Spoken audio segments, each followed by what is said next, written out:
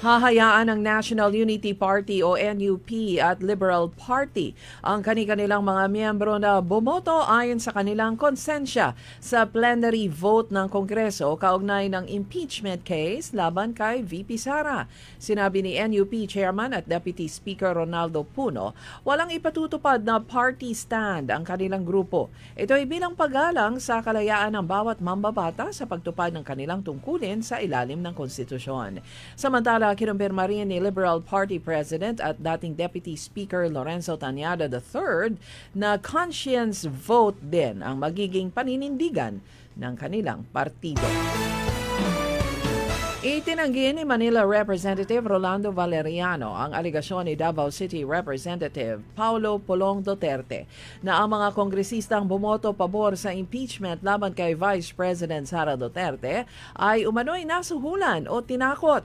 Ayon kay Valeriano, kung totoo man na ang paratang, dapat maglabas ng malinaw na ebidensya si Representative Duterte upang patunayan ang kanyang mga pahayag. Dagdag pa ni Valeriano, nakapagtataka na si Pulong lamang ang maingay sa isyu samantalang ang iba pang mga mambabatas na kaalyado ng Administrasyong Duterte ay kabilang din sa mga nakatanggap para sa proyekto.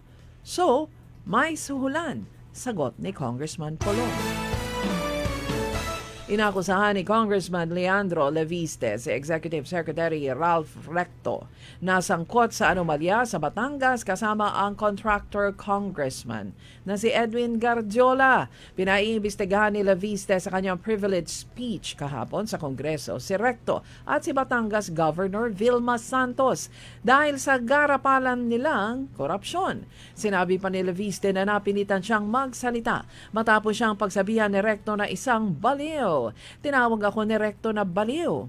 Kung totoo man na ako ay baliw, at least hindi naman ako magnanakaw, giit pa ni Leviste.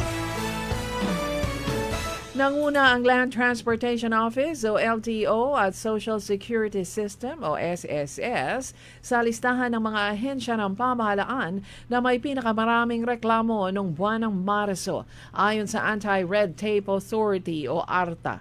Nasa 152 ang kabuuang reklamo na kanilang natanggap, kung saan 132 ang naresolba at 20 ang nananatiling aktibo. Samantala nakapagtala ang SSS ng may 156 na reklamo, kung saan 112 na ang naresolba at 44 ang nakabinbin pa. Ayon kay ARTA Secretary Ernesto Perez, karamihan sa mga reklamo ay may kinalaman sa pagkakaantala ng serbisyo, karagdagang requirements at paglabag sa Citizens Charter. Tumaas ang Pag-ibig Fund releases ng hanggang 32.9 billion pesos para sa home loans sa first quarter ng 2026. Ito'y mataas ng 9% mula sa 30.2 billion pesos sa katulad na panahon noong 2025. Nangangahulugan ito na mas pinalawak pa ng Pag-ibig Fund ang kanilang home financing program para sa mga manggagawang Pilipino. Ang bagay na ito ay naisagawa ng ahensya kasabay ng mga pagbisita ni Pangulong Marcos sa mga housing projects na pinondohan ng Pag-ibig.